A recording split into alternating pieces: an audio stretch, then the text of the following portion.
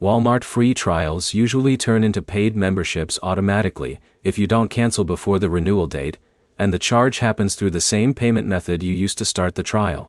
By the end of this, you'll know exactly where the cancel button is, how to stop the trial from renewing, and how to confirm you won't get charged. Start inside the Walmart app because that's where trial control lives. Open the app, go to your account section, then tap Walmart. This page shows your membership status, trial end date, and whether auto-renew is active. The key detail is the trial end date, because that is the exact cutoff point for cancellation. Next, look for the membership management or subscription settings inside that Walmart screen. That's where you'll find the option to cancel or turn off auto-renewal.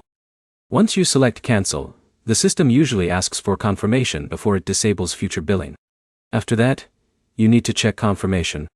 Walmart typically shows an on-screen message saying, "Your membership will not renew." You should also get an email tied to your Walmart account confirming the cancellation. If you don't see either, the cancellation may not have gone through. One important detail is timing. Canceling a Walmart trial does not usually end access immediately. You keep benefits until the trial period ends, but you won't be charged after that date if cancellation was successful. If you're trying to avoid a charge completely, the safest move is to cancel at least a day before the trial ends. Waiting until the last hour can sometimes lead to processing delays that still trigger renewal.